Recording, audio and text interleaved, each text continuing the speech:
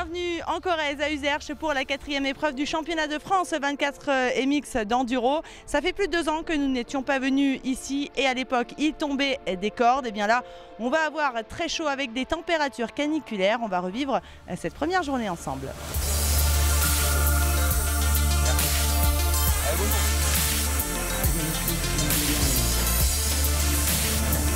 Alors, les plateaux, maintenant,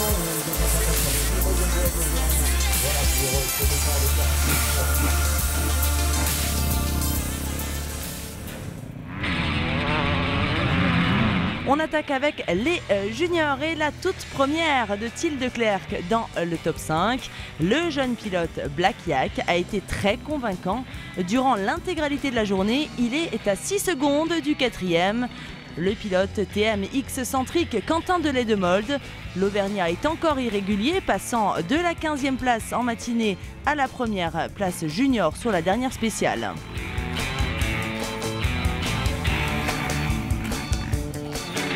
On monte sur le podium avec Hugo Blanjou, confiant après sa victoire à Saint-Agrève. Le pilote du MCL a longtemps été 2e avant de céder sa place à Théo Espinas.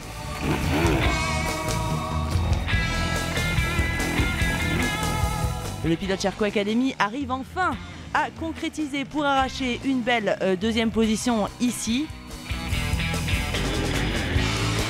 Et devant celui qui remporte enfin la victoire, savoure ce moment. Jérémy Miroir a retrouvé du rythme après s'être frotté aux élites en classique. Et du coup, c'est une victoire nette et sans appel du pilote Husqvarna pour la première fois de la saison.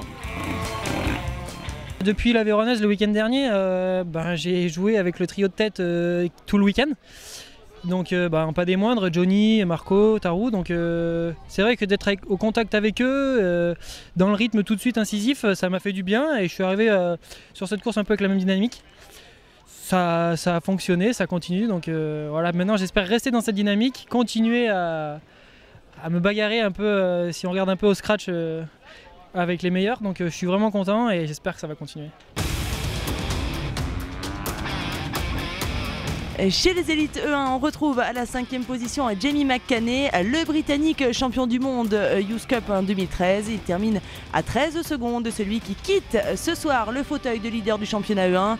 Et toujours blessé à la main, Julien Gauthier échoue au pied du podium pour une toute petite seconde face à Romain Boucardet. Et c'est lui qui a pris à la 3e place et dans la dernière spéciale. Toujours très rapide, le pilote privé Yam Ryder Camp a signé la première position sur SP2 et 6 petites secondes devant, c'est encore une Yamaha, celle de Marc Bourgeois. Le pilote outsider a mené toute la journée et perd la victoire dans la dernière spéciale. Cependant, grâce à cette 2e place, il devient le nouveau leader du championnat E1.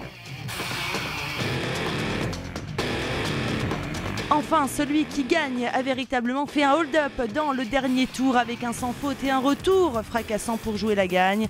En reprenant 22 secondes à Bourgeois sur les 3 dernières spéciales, Nathan Watson a flingué la concurrence pour s'imposer.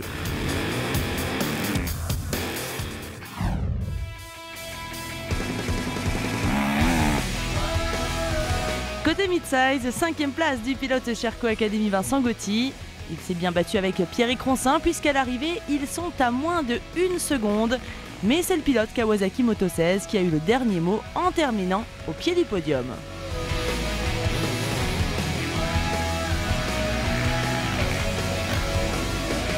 Et on monte justement sur la boîte avec l'officiel Sherco Jérémy Taroux.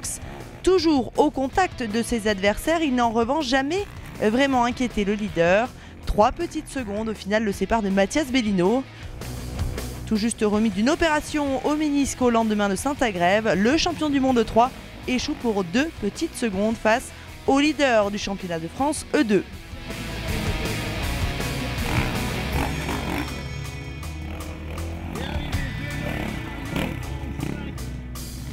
Loïc Larieux confirme et enfonce le clou après une journée marquée par sa régularité. Le pilote outsider creuse l'écart au championnat.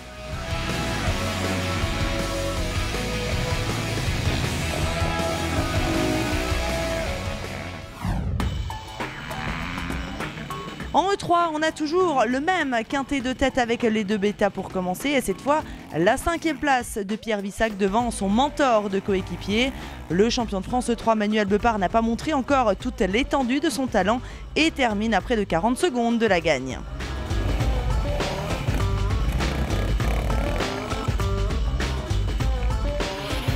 Troisième position pour le leader du championnat, Jérémy Joly. Parti en tête, il a fait des erreurs sur SP6 qui lui coûtent cher en fin de journée. Et moins bien dans le dernier tour, il n'est toutefois qu'à 3 petites secondes de Romain Dumontier. Le Normand confirme son retour au plus haut niveau de la catégorie après Saint-Agrève. Jusque dans le dernier spécial, c'était chaud entre lui, Joly et Basset. Et c'est l'art des choix qui s'impose au terme d'une journée qui avait mal commencé. La gestion et le calme du pilote K21 ont payé. Il s'impose pour une toute petite seconde.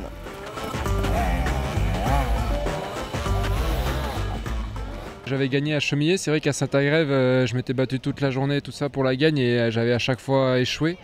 Donc là, ça a été une belle bagarre serrée avec Dudu et Gigi qui ont bien roulé aussi. Et puis voilà, j'ai eu chaud aux fesses, mais j'ai gardé la première place dans la dernière spéciale. Voilà ce podium. Chez les petits jeunes de la catégorie Espoir 125, 3e place pour le pilote TM excentrique Léo Lequéré. Isaac Devoulx termine 2e malgré une SP2 complètement ratée. Il est toutefois bien distancé par Thomas Dubost. Le pilote KTM a confirmé son leadership au championnat Espoir en s'imposant avec plus de 40 secondes d'avance. Enfin, chez les féminines, excellent retour à la compétition de Marion Gimbert qui prend la 3e position. Audrey Rossa, 2e, n'a quant à elle rien pu faire pour contrer son habituel adversaire. Juliette Bérez s'impose avec plus de 20 secondes d'avance.